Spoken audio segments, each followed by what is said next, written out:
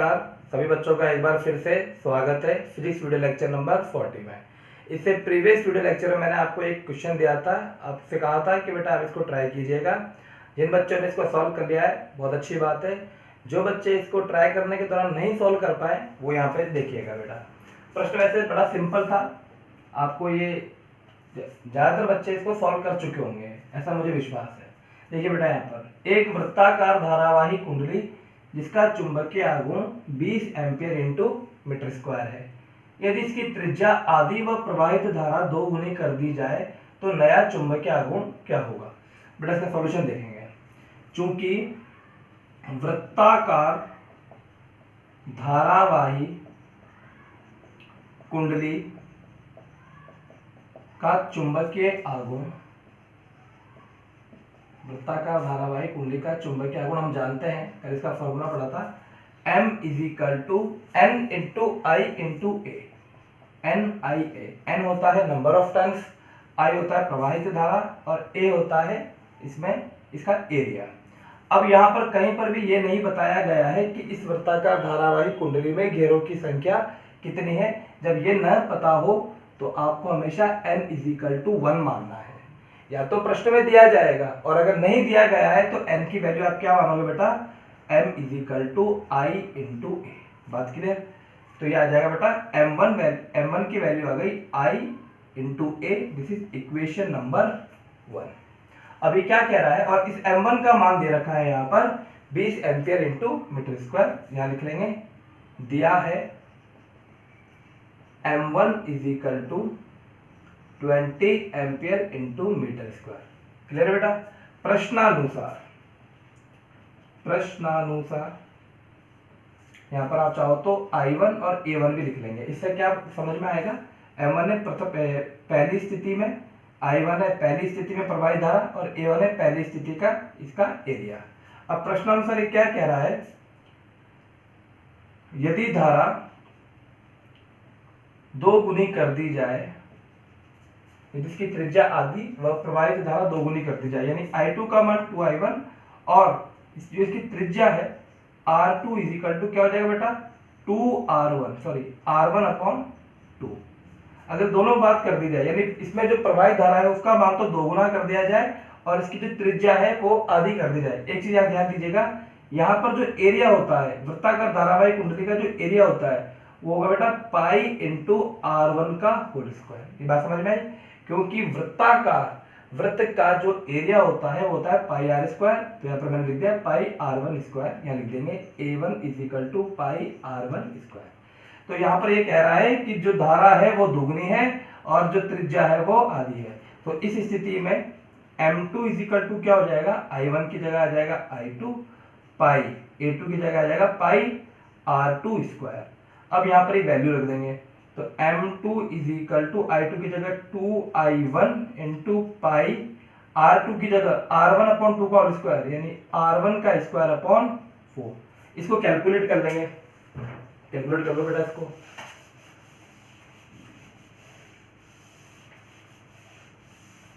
यहाँ देखिएगा, M2 = आ गया 2I1 × पाई R1²/4। ये 2 से कैंसिल हो गया, 2 टाइम्स, तो M2 = आ गया I1 पाई R1²। ये समीकरण नंबर 2। अब समीकरण 2 बटा समीकरण 1 कर देंगे। समीकरण 2 बटा समीकरण 1 करने पर तो M2/M1 = M2 की वैल्यू कितनी आई, ये आ गया I1 × पाई R1²/2 बटे यहाँ पर M1 की वैल्यू I1 × पाई R1²। I1 से I1 कैंसिल हो गया, पाई R1² से पाई R1² कैंसिल हो गया, तो M2/M1 = आ गया बेटा 1/2।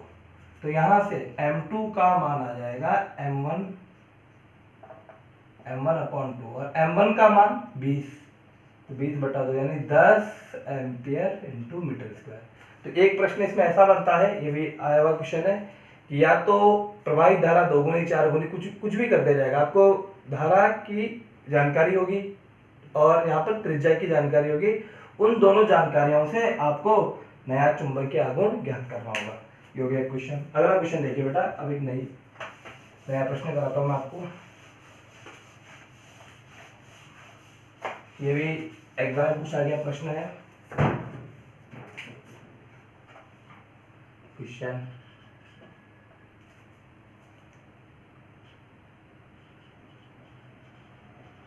चुंबकीय आघूर्ण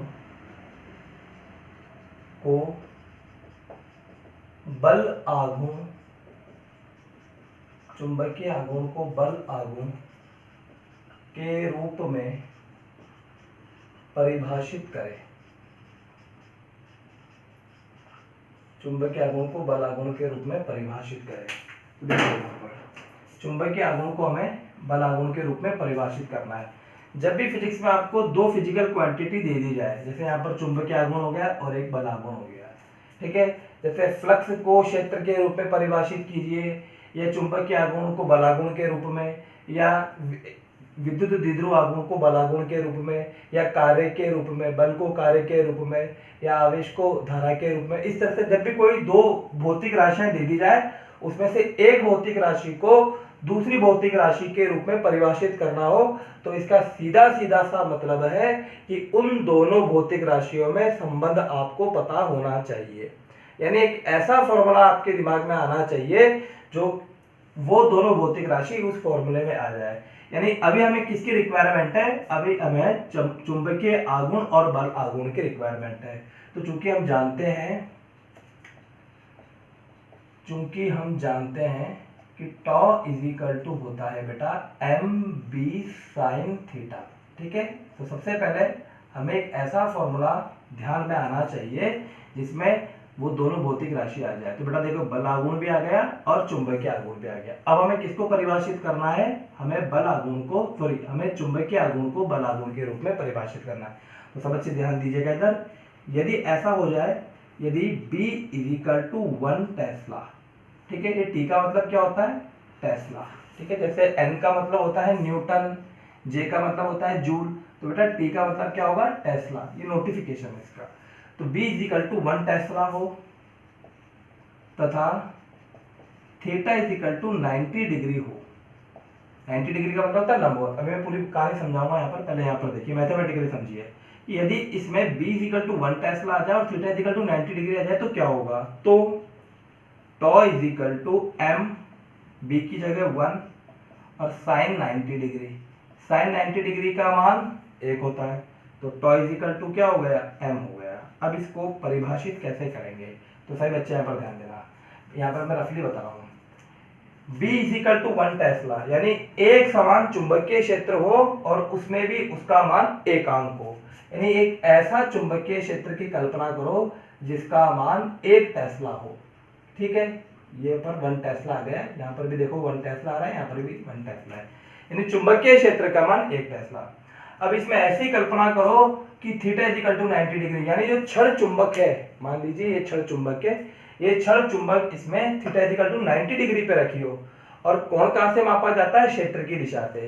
क्षेत्र इस दिशा में है, तो इस दिशा से एक क्षण चुंबक 90 डिग्री पे रखी हुई है, यानी इस तरह से यहाँ पर रखा हुआ है। तो एंगल कितना बन रहा है बच्चों? एंगल यहाँ पर बन रहा है 90 डिग्री। ये क्षण चुंबक आ गई, इस तरह से क्षण चुंबक रखी हुई है। क्लियर है? b इक्वल टू 1 टेस्ला हो गया, थीटा इक्वल टू 90 डिग्री हो गया। अब क्या लिखोगे यहाँ पर कि एकांक, रटने की आवश्यकता नहीं है, आपको समझना है। आपको एकांक चुंबकीय क्षेत्र में यदि क्षण चुंबक क्षेत्र की दिशा से 90 डिग्री या परस्पर लंबवत रखी गई हो, तो उस पे लगने वाला बल आघूर्ण, किसके बराबर होगा? चुंबकीय आघूर्ण के तुल्य होगा। दोबारा ध्यान दीजिए, एकांक चुंबकीय क्षेत्र में यदि क्षण चुंबक 90 डिग्री या लंबवत रखी हो, क्षेत्र की दिशा से लंबवत रखी हो, तो उस पर लगने वाला बल आघूर्ण लगेगा। क्यों लगेगा बेटा? क्योंकि यहाँ पर जो उत्तरी ध्रुव है उस पर इधर लग रहा था और दक्षिण ध्रुव पर बल इस दिशा में लग रहा था। दोनों की क्रिया रेखा अलग अलग है, और क्रिया रेखा अलग अलग होने के कारण यहाँ पर बल आघूर्ण लगेगा। और वैसे भी आपको पता है कि इस स्थिति में लगने वाला जो बल आघूर्ण होता है वो मैक्सिमम होता है, और कितना होता है? m पे। और चूंकि यहाँ पर b का मान 1 है तो टॉ का मान क्या आ जाएगा, m/1 m आ जाएगा। अब यहाँ पर आपको लैंग्वेज में लिखना है, तो मैं यहाँ पर लिख रहा हूँ, पहले इसको नोट कर लीजिएगा। पहले आपको इसको नोट करना है, ये मैथमेटिकल है। अब इसके मैं हिंदी में डेफिनेशन यहाँ पर लिखूंगा। अभी जो लिखा मैंने उसको मैं साइड में लिख देता हूँ ताकि आपको ध्यान रहेगा। चूंकि tau is equal to mb sin theta, यदि b is equal to 1 tesla और theta is equal to 90 degree, तो tau is equal to m into 1 into sine 90, sine 90 का मान 1, तो टॉ इज इक्वल टू हो गया 1। अब यहाँ पे लिखेंगे, यदि एकांक चुंबकीय क्षेत्र में, यदि एकांक चुंबकीय क्षेत्र में क्षण चुंबक को लंबवत रखा जाए, ये 90 डिग्री का मतलब लंबवत ही है, लंबवत रखा जाए तो उस पर लग रहा बल आघूर्ण, तो उस पर लग रहा बल आघूर्ण चुंबकीय आघूर्ण के तुल्य होगा। यहाँ पर ये जानकारी होगी बेटा, ये एग्जाम में आ सकता है, ठीक है, इसको नोट कीजिए। अगला टॉपिक अपन पढ़ते हैं यहाँ पर, चुंबकत्व से संबंधित गाउस का नियम।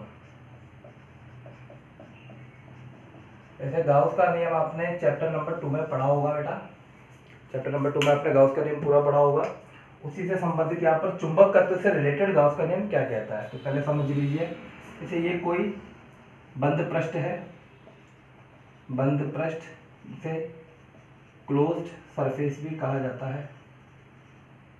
इसमें कोई आवेश है, तो इस आवेश के कारण जो बल रेखा है इसमें से गुजरेगी, उसे आप गाउस के नियम से निकालते हैं। वो एक्चुअली होता क्या है, आपने अगर मैथमेटिकली पढ़ा होगा, 5CS is equal to E dot dA vector.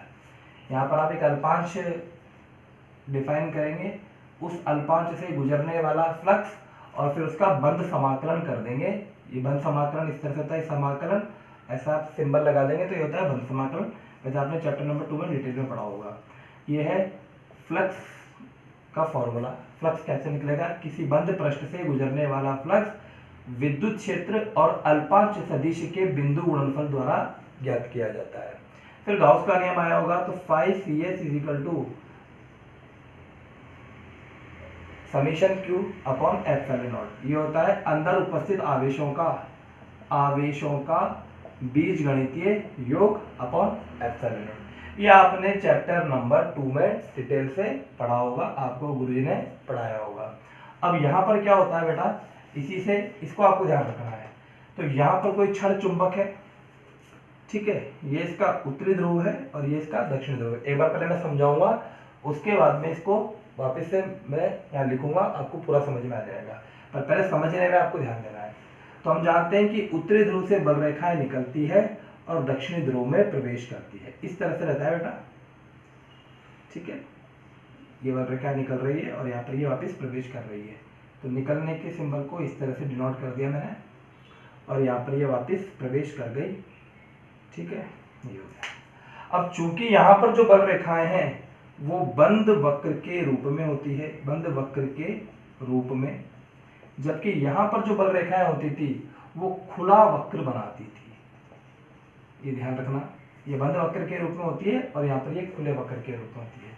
दूसरी इंपॉर्टेंट बात कि यहाँ पर N से बाहर निकलती है और S में प्रवेश करती है, और इसको हम पॉजिटिव मानते हैं और यहाँ पर इसको नेगेटिव मानते हैं।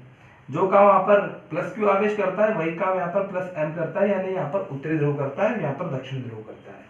क्लियर बेटा। तो इसका जो एनालॉगस आएगा, यानी इसकी जो सिमिलर जो इक्वेशन बनेगी वो किस तरह से बनेगी, ये है बेटा, इसे कहा जाता है विद्युत बल रेखा है।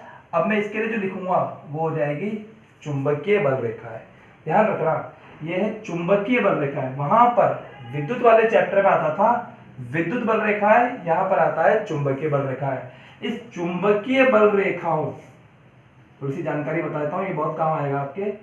चुंबकीय बल रेखाएं जो होती है उसका मात्रक फिलहाल आप ध्यान रखना वेबर होता है, ठीक है। हिंदी में लिख देता हूँ वेबर, शॉर्ट में इसको डब्ल्यू भी लिखा जाता है।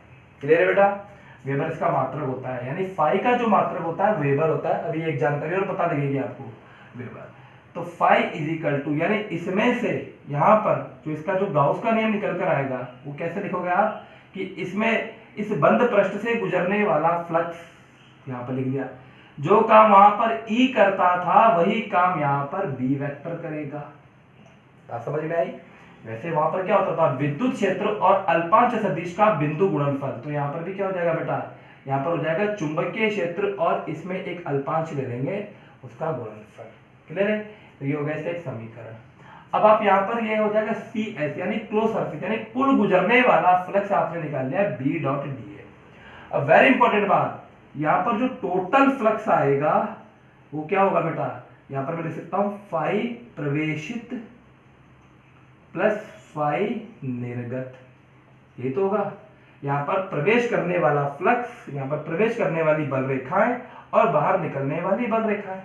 बात क्लियर है? सिंपल सा लॉजिक है यहाँ पर, बाहर निकलने वाली बल रेखाएं और प्रवेश करने वाली बल रेखाएं। आप जानते ही होंगे कि बाहर निकलने वाली बल रेखाओं को पॉजिटिव से लिखा जाता है।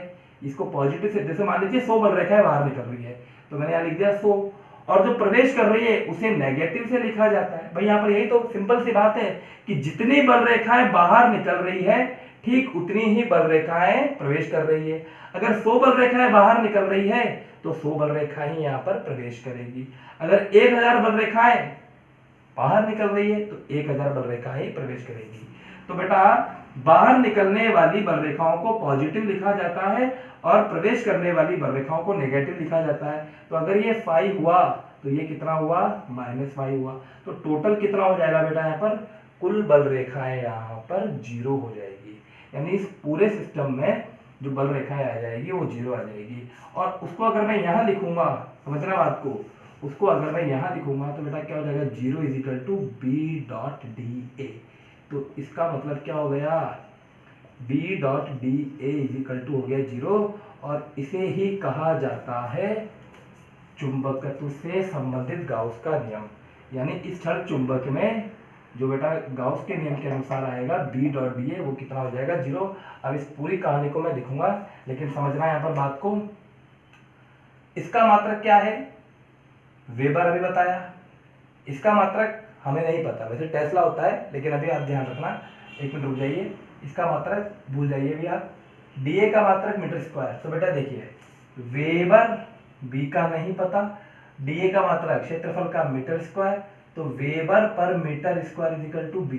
पुराने वीडियो लेक्चर में जाके देखना, आपको बताया गया था चुंबकीय क्षेत्र का मात्रक वेबर पर मीटर स्क्वायर भी होता है, जिसे 1 टेस्ला के इक्वल लिखा जाता है।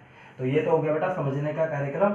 अब इसको मैं रफ करके आपको इसकी पूरी कहानी यहाँ पर थ्योरेटिकल पोर्शन लिखाऊंगा बेटा। अब इसको हम यहाँ पे मैं लिखूंगा आपके लिए, आप चाहो तो इसमें से नोट भी कर सकते हैं। तो देखिए चुंबक में एकल, ये बात आप जानते हो, चुंबक में एकल चुंबकीय ध्रुव का अस्तित्व नहीं होता।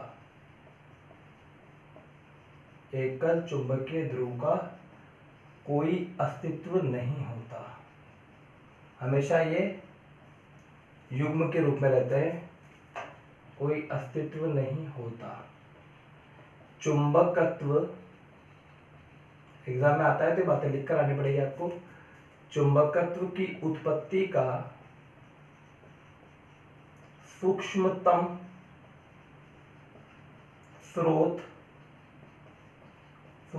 स्रोत धारावाही लूप या चुंबकीय द्विध्रुव है। जो धारावाही लूप आपको बताया था बेटा कल इसके पहले वाले वीडियो लेक्चर में, तो उसमें भी क्या होता है, एक नॉर्थ पोल बन जाता था और एक साउथ पोल बन जाता था। धारावाही लूप या चुंबकीय ध्रुव है। अतः चुंबकीय क्षेत्र रेखाएं या बल रेखाएं, अतः चुंबकीय क्षेत्र रेखाएं अतः चुंबकीय क्षेत्र रेखाएं या बल रेखाएं बंद वक्र के रूप में होती है। हमेशा कैसे रहती है बेटा? ये बंद वक्र के रूप में रहती है, बंद वक्र के रूप में रहती है। इसको देखिए यहाँ पर समझाता हूँ मैं। अगर ये क्षण चुंबक है, मान लीजिए एक क्षण चुंबक है और ये उत्तरी ध्रुव है, तो यहाँ से बाहर निकलेगी और बंद लूप बना के वापस दक्षिणी ध्रुव में प्रवेश करेंगी। अगर पृथ्वी होगी तो पृथ्वी में क्या होगा बेटा? ये इसके उत्तरी ध्रुव से बाहर निकलेगी और दक्षिणी ध्रुव में प्रवेश करेगी। चाहे भले इसको कितना भी बड़ा सर्कुलर लूप बनाना पड़े, लेकिन ये आएगी वापस वहीं। ये ध्यान रखना। ऐसा नहीं रहेगा कि अनंत में चली जाएगी। ये नॉर्थ पोल से बाहर निकलेगी और ये साउथ पोल में प्रवेश करेगी। अगर धारावाही लूप है, अगर ये धारावाही लूप है इस तरह से, तो बेटा जैसे मान लीजिए कि इस धारावाही लूप में, जैसे ये है, इसमें अगर करंट क्लॉकवाइज डायरेक्शन में फ्लो हो रही है, तो आप इसको यहां से देखोगे तो क्लॉकवाइज है और इसको पीछे से देखोगे तो आपको ये एंटी क्लॉकवाइज नजर आएगा। ठीक है, तो क्लॉकवाइज के लिए ये बन जाएगा इसका साउथ पोल। ठीक है, ये क्या बन जाएगा बेटा? इसका साउथ पोल। यानी कि अगर यहाँ पर करंट क्लॉकवाइज डायरेक्शन में फ्लो हो रही है तो ये हो जाएगा साउथ पोल और ये हो जाएगा इसके अपोजिट फेस हो जाएगा इसका नॉर्थ पोल। तो यहाँ से बल रेखाएं बाहर निकलेगी और वापिस इसमें प्रवेश करेगी। तो बेटा यहाँ पर हमेशा ये बंद वक्र के रूप में रहती है, ये आपको ध्यान रखना है। अभी बंद वक्र के रूप में रहेगी तो यार छोटा सा डायग्राम बना लीजिए। ये हमने डायग्राम बना लिया क्षण चुंबक का, ये एन पोल, ये एस पोल, यहाँ से ये इस तरह से डायग्राम बन गया, ताकि थोड़ा सा एग्जामिनर पे इफेक्ट भी पड़े कि हाँ चीजें आपको आती है। ठीक, अब इसमें लिखेंगे यदि किसी बंद लूप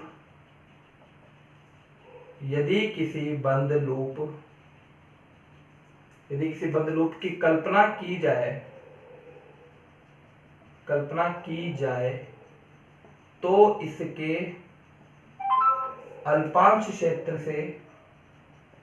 तो इसके अल्पांश क्षेत्र का मतलब होता है dA वेक्टर। तो इसके अल्पांश क्षेत्र से गुजरने वाला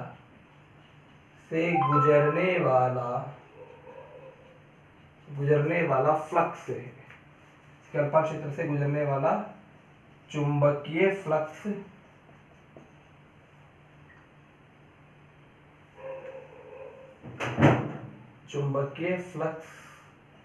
फाई इज इक्वल टू, अल्पांश से गुजरने वाला फ्लक्स भी कैसा होगा बेटा? अल्पांश रहेगा, तो D phi is equal to B vector dot D A vector. यहाँ तक की बात समझ में आ गई। यदि किसी बंद लूप की कल्पना की जाए तो इसके अल्पांश क्षेत्र से गुजरने वाला चुंबकीय flux D phi is equal to B vector into D vector. एक चीज का ध्यान रखना है यहाँ पर, ये जो डी फाई है ये अल्पांश से गुजरने वाला फ्लक्स है। ये बेटा अदिश राशि होती है, जो फ्लक्स होता है वो अदिश होती है, बाकी चुंबकीय क्षेत्र और अल्पांश दोनों सदिश राशि होती है। इसको नोट कीजिएगा। इसके बाद मैं यहाँ रफ कर लेता हूँ। इसको समीकरण नंबर 1 नाम दे दिया, अल्पांश से गुजरने वाला flux D phi is equal to B dot D A vector संपूर्ण बंद पृष्ठ से गुजरने वाला नेट चुंबकीय फ्लक्स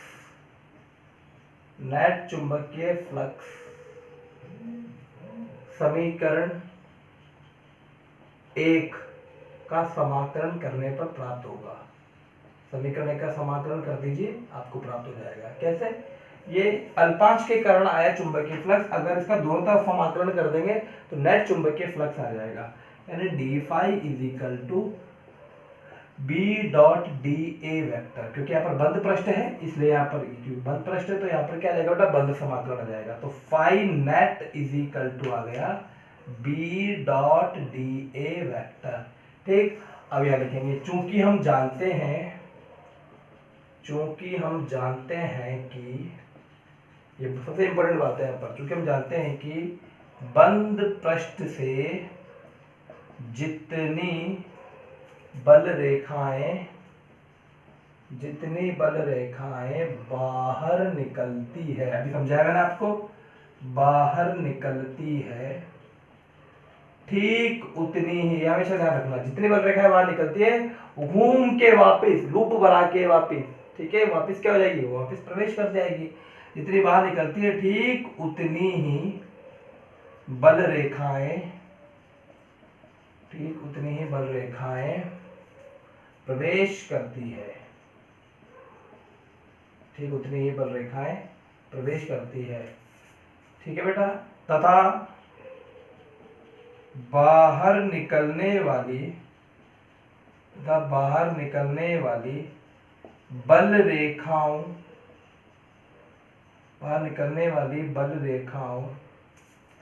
राइटिंग थोड़ी सी आप एडजस्ट कर लीजिएगा, ठीक है। बाहर निकलने वाली बल रेखाओं को धनात्मक व प्रवेश करने वाली बल रेखाओं को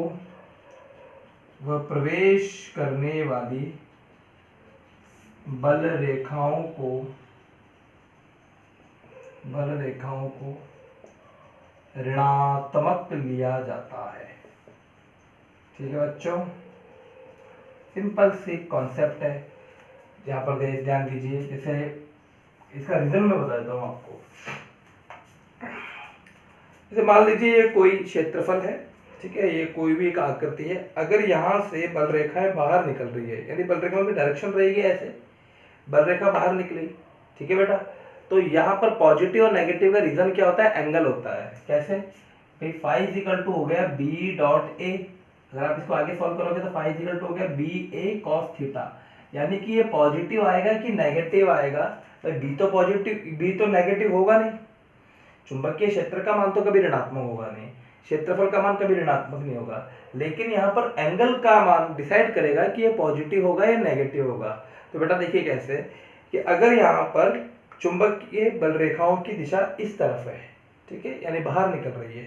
अगर मैं इसमें से एक अल्पांश बाहर निकाल लूँ, बेटा आपकी तरफ देख लेते हैं, ये इस तरफ आपकी तरफ डायरेक्शन है इसकी, और यहाँ से एक अल्पांश निकालूँ, यानी अगर मैं इसमें से एक छोटा सा, कि मैंने मार्क बनाया, अगर मैं इसको बाहर निकालूं तो इसकी डायरेक्शन भी क्या होगी, आपकी ओर होगी, यानी बी वेक्टर की दिशा भी आपकी ओर और ए वेक्टर की दिशा भी आपकी ओर। तो बेटा एंगल क्या बन गया, दोनों की डायरेक्शन आपकी ओर है, तो बेटा क्या हो गया, थीटा इक्वल टू 0, और cos 0 का मान क्या हो गया, पॉजिटिव। इसीलिए बाहर निकलने वाली हमेशा पॉजिटिव होती है।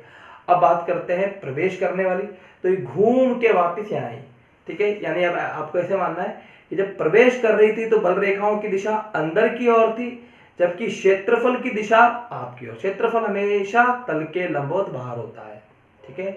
अगर मैं इस बोर्ड में से एक छोटा सा टुकड़ा तोड़ के बाहर निकालूं तो बेटा उसकी डायरेक्शन आपकी ओर होगी, यानी बाहर की ओर होगी, तो क्षेत्रफल की दिशा हमेशा तल के लंबवत बाहर होती है। तो इसमें जब प्रवेश करेगा तो बल रेखा अंदर की ओर, जबकि क्षेत्रफल की दिशा आपकी ओर, बाहर की ओर। बेटा एंगल कितना बन गया, 180 डिग्री, और cos 180 का मान कितना होता है, -1। आपको क्या ध्यान रखना है, आपको ध्यान रखना है यहाँ पे देखिए क्या लिखा हुआ है, बाहर निकलने वाली, यानी जो बाहर निकलती है वो बल रेखा होती है धनात्मक, वो जो प्रवेश करती है, ठीक है, जो प्रवेशित है वो बल रेखा ऋणात्मक होती है। अब जितनी बाहर निकली उतनी ही प्रवेश करी, तो बेटा नेट कितनी हो जाएगा, तो यहाँ पर लेते हैं अतः नेट चुंबकीय फ्लक्स, नेट का मतलब होता है टोटल, नेट चुंबकीय फ्लक्स, तो phi total is equal to, मैं यहां पे लिख देता हूं phi in plus phi out. आपको बात समझ में आ जाएगी, इन प्लस आउट यहाँ लिख दिया, तो phi total is equal to कितना हो गया, जितना प्रवेश कर रहा है उतना ही बाहर निकल रहा है, और दोनों परस्पर यहाँ पर डायरेक्ट यहाँ पर चिन्ह विपरीत आ जाएगा। तो बेटा देखिए